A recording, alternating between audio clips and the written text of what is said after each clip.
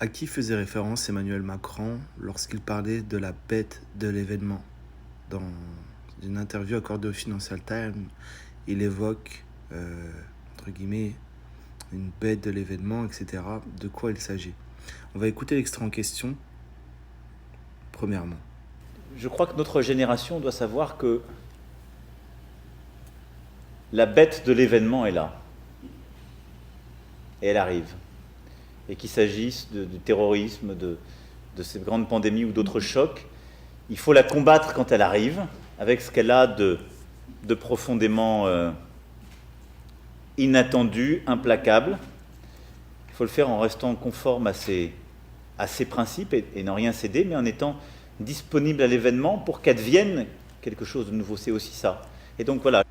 Donc il parle de bête de l'événement, il faut la combattre quand elle arrive, mais il faut rester ouvert à l'événement pour qu'elle devienne quelque chose de nouveau, qu'il s'agisse de terrorisme ou d'autres choses, etc. Et je veux dire pour moi qui est cette bête. Il s'agit très probablement du Mahdi, figure entre guillemets islamique que les musulmans attendent. Un calife. On va lire d'ailleurs, je vais vous montrer une photo pour que vous puissiez me comprendre. Dans l'aéroport de Denver, vous y voyez une fresque, et dans cette fresque, on voit un homme vêtu de vert, portant dans son bras, de sa main droite, un sabre arabe. Il pointe le bout de son arme vers une sorte d'oiseau qui semble être une colombe. Pour moi, le vert représente probablement l'islam, le chapeau nazi représente la persécution qui a eu lieu lors de la Shoah, etc. Et cette fois-ci, ça veut dire que ça va prendre la forme d'une persécution, mais sous la bannière comme de l'islam. Je vais vous partager un extrait du livre d'Alexandra Adler, Le Monde en 2020, rapport de la CIA. Cet émir qui risque d'apparaître serait anti-mondialiste, etc. Mais c'est un émir qui aurait été mis en place par ce qu'on appelle, vous savez, le nouvel ordre mondial, etc. S'il fallait lui dire qu'est-ce qui était l'aboutissement de cela, ça serait pour moi, à mon sens, lui, ce calife. Donc l'antichrist biblique est en vérité le Mahdi, qui sera pour moi mis en place par tout ça. C'est lui pour moi dont faisait référence Emmanuel Macron, etc. Je vais vous partager un extrait du livre donc, qui parle de ce récit, dans un récit fictif, un nouveau califat qui est proclamé, qu'est-ce qui va se passer, etc. Quand j'y songe, je ne comprends pas comment nous avons pu manquer de percevoir l'émergence du jeune calife. Mais il est vrai que nous avons tous été surpris, les croyants comme les infidèles. Le jeune prêcheur avait subitement des disciples dans le monde entier, avant même qu'il ne soit proclamé calife successeur du prophète. Il était révéré partout chez les fidèles. Peut-être était-ce parce qu'il n'était pas membre d'Al-Qaïda et parce qu'il n'avait dirigé aucun mouvement politique comme grand-père. De fait, il est apparu d'une plus grande spiritualité. Il n'était pas souillé par les malheureuses tueries d'innocents qui, même si grand-père refusait de l'admettre, dissuadaient certains musulmans de soutenir Al-Qaïda. Depuis des terres musulmanes réparties sur la moitié du globe, aux Philippines, en Indonésie, en Malaisie, en Ouzbékistan, en Afghanistan, au Pakistan, les manifestations d'allégeance et l'argent ont abondé. Au sein, les élites dirigeantes, certains l'ont aussi rejoint, espérant ainsi rétablir leur mainmise sur le pouvoir branlant. En Europe et en Amérique, les musulmans non pratiquants ont pris conscience de leur véritable identité et de leur foi. Et dans certains cas, ils ont quitté leurs parents occidentalisés et les laissant tout décontenancés pour regagner leur terre natale. Même certains infidèles ont été impressionnés par cette spiritualité. Le pape, par exemple, a essayé d'engager avec eux un dialogue entre confessions. Et les anti-mondialistes de l'Occident l'ont idolâtré. En un bref laps de temps, il est apparu clairement qu'il n'y avait pas d'autre solution de proclamer ce que tant d'individus désiraient ardemment, un nouveau califat. Donc pour moi, ça va être ça. Ça va être que même les anti-mondialistes, c'est-à-dire même les gens peut-être qui vont suivre aujourd'hui Florent Philippot, etc., des gens qui sont anti-mondialistes, ils vont l'aimer parce qu'il va apparaître comme un sauveur peut-être. Et d'ailleurs, je crois que j'avais vu, bon, je ne vais pas rentrer là-dedans, mais voilà, il va apparaître pour moi comme un sauveur, comme une réponse, d'accord. Même dans l'extrait là dont on parle, il est question que même je crois la fille d'un sénateur dans un scénario hypothétique elle va l'admirer ou elle va lui prêter allégeance, etc. Américain, la fille d'un sénateur américain. Donc c'est possible que ce soit sous Biden ou d'ici quelques années. On lit aussi: oh, quelle confusion nous avons pu semer chez les croisés, un mot presque oublié a refait son entrée dans le vocabulaire occidental, et des histoires de califes des premiers temps soudain surgit aux premières places des ventes sur Amazon. Donc probablement que voilà, ça va être quelque chose d'incroyable. Peut-être pour le monde, ils vont dire c'est l'accomplissement de prophéties, etc. Beaucoup vont renouer. Pourquoi, à mon avis, les gens vont s'intéresser à lui, les gens vont retourner dans leur pays et autres? Peut-être parce qu'ils vont reconnaître en lui le Mahdi. Si Alexandre Adler faisait référence à un calife qui doit venir prochainement, dans son scénario hypothétique, on va dire, alors pour moi, c'est probablement le Mahdi. Et s'il faisait référence à ce qui s'est passé avec Daesh, etc., dans ce cas-là, c'était un scénario d'une autre époque. C'est pas le bon scénario. Mais s'il parle de scénario de voilà que c'est la qui risque d'émerger, etc., c'est un plan qui est comme peut-être prévu. Alors là, il faut faire très attention, les musulmans, parce qu'en fait, ce qu'ils vont donner à manger au monde, c'est tout simplement un sauveur. Ils vont vous donner à manger le Mahdi, etc. Et Macron, pour moi, peut-être il fait référence à cet homme-là, qu'il soit juste, voilà, il parle de quelque chose d'inattendu. Donc probablement, comme ils vont dire que c'est des textes qui ont été accomplis, etc., islamiques ou je ne sais quoi. Donc ils vont dire, c'est quelque chose de, on n'avait jamais vu ça, on n'a jamais vu ça, genre c'est vraiment, là c'est des temps nouveaux, on pensait que c'était des livres, voilà, qui servaient à rien, etc. Non. Donc là il dit, il faut le combattre quand il arrive, etc. Donc il va probablement faire semblant de se battre lui pour la liberté, comme il disait, je ne sens en rien ses dents, mais en restant ouvert pour qu'elle devienne quelque chose de nouveau. Donc possiblement, voilà, qui va intégrer cette personne-là, que voilà, le scénario il est vaste. Donc probablement voilà que c'est ce calife-là qui va accomplir les prophéties, mais c'est l'antichrist.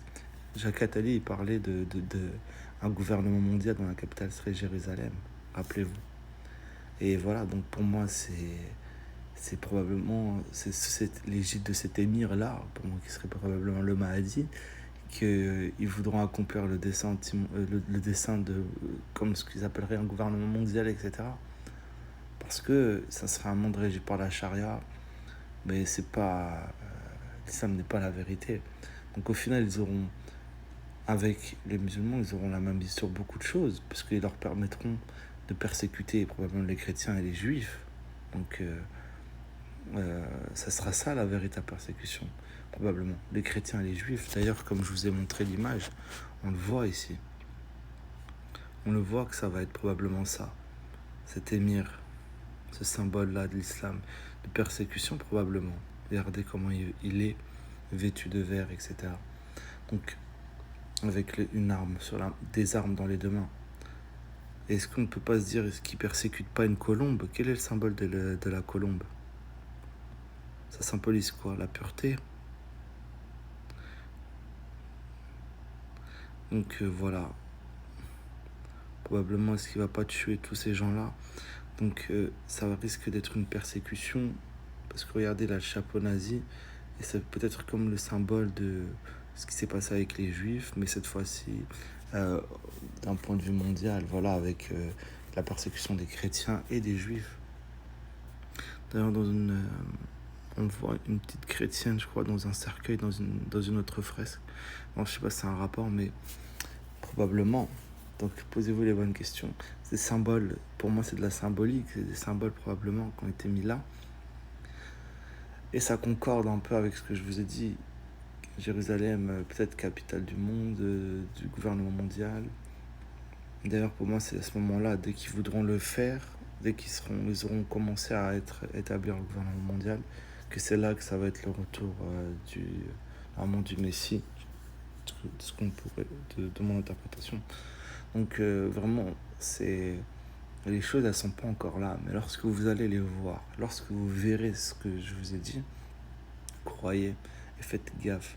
Relisez peut-être Matthieu 24. Probablement Matthieu 24 pouvait peut-être faire référence à ce que je vous ai dit. Alors on vous livrera à la persécution. Vous serez haïs de toutes les nations à cause de mon nom, etc. Probablement parce qu'avec ce... Et Jésus disait, prenez garde que personne ne vous séduise, car plusieurs viendront en mon nom, en disant c'est moi qui suis le Christ. Donc s'ils viennent, qu'est-ce qu'ils vont faire? Jésus dit, et ils séduiront beaucoup de gens. D'ailleurs, beaucoup de gens seront séduits. C'est pas peut-être, c'est pas un peu, c'est beaucoup vont être séduits. Donc on risque d'être sous un gouvernement peut-être mondial avec voilà l'application de la charia, peut-être même intégrer de la technologie avec voilà une monnaie je ne sais quoi en crypto-monnaie islamique, je ne sais quoi. Donc faut faire très attention. Euh, les musulmans, par exemple les jeunes qui s'intéressent à l'islam, faites très attention, faites très attention. Ne vous convertissez pas parce que vous voyez une personne qui vous parle de l'islam de manière gentille, etc. Avant d'être, de faire un acte, renseignez-vous sur la religion, ce qu'est l'islam, ce que disent même les chrétiens de l'islam. Faites très attention. Ce livre est désordonné. Les sourates ne sont même pas dans l'ordre. Il vous parle de la révélation finale, etc. Comme si ce livre était parfait, etc. Les sourates ne sont même pas dans l'ordre. Demandez-leur pourquoi les sourates ne sont pas dans l'ordre. Demandez-leur s'il ne manque pas des versets dans le Coran, etc. Renseignez-vous sur ce qu'on vous dit. Et puis voilà, faites attention à cet émir. Ne lui prêtez jamais allégeance. Allégeance, c'est peut-être ça, porter la marque de la bête. Donc vraiment, ne prêtez jamais allégeance. Aujourd'hui, les choses sont folles. On a ce président, entre guillemets, qui dit la bête de l'événement est là, il arrive. Et aujourd'hui, vous avez moi aussi Zacharie qui vous parle et qui vous dit faites attention parce qu'il parle probablement d'un émir anti-mondialiste, c'est-à-dire qu'il voilà, il sera comme le sauveur que les gens attendent. Et j'avais vu un russe, pour faire aussi un lien, un russe, je me rappelle plus de son nom, il faudrait que je vous retrouve la vidéo, j'essaierai peut-être la mettre en description. Il parlait voilà, de la subversion. Il disait que dans le monde de chaos, etc., qu'est-ce qui se passe? C'est que les gens, à un moment, ils attendent un sauveur. Il me semble qu'il parle d'un truc comme ça, d'un sauveur.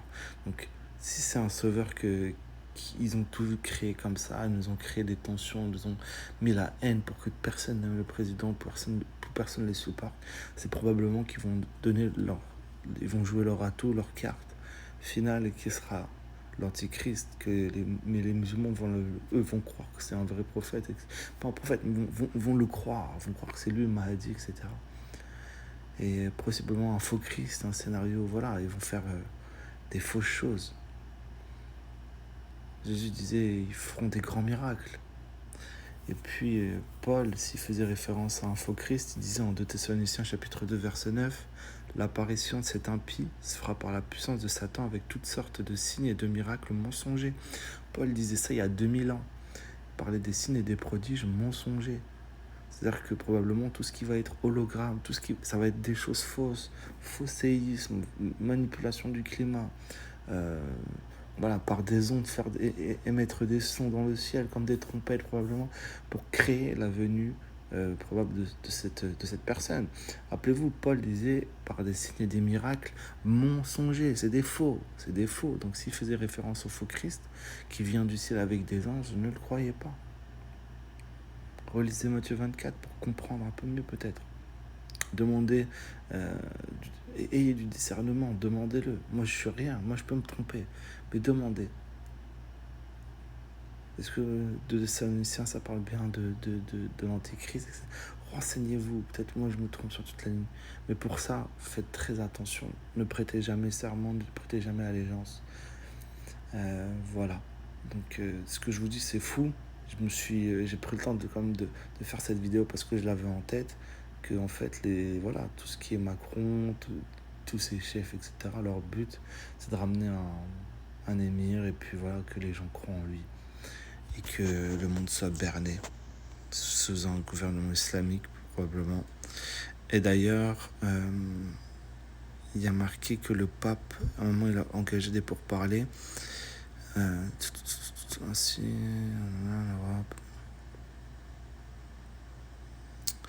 le pape, par exemple, a essayé d'engager des pourparlers. Je sais pas si dans un autre extrait, il n'y avait pas marqué que c'est ce livre-là.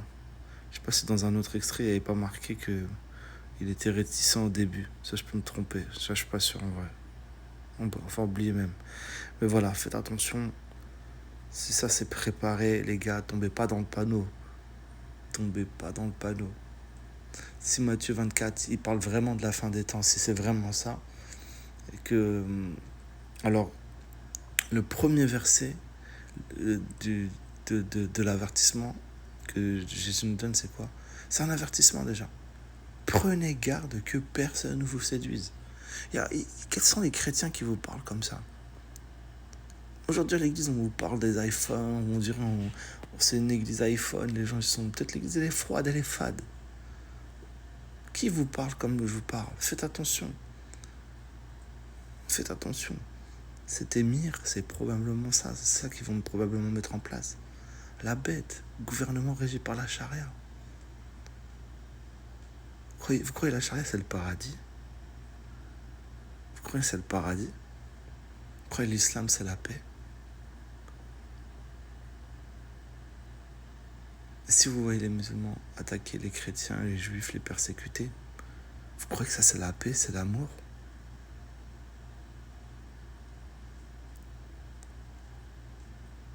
Point de vue chrétien, normalement ça...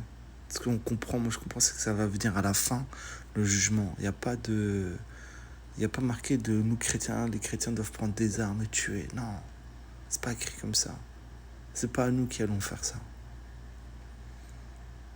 Soyez du bon côté les amis et du discernement de la réflexion. Moi je peux me tromper mais c'est à vous de réfléchir sur la suite.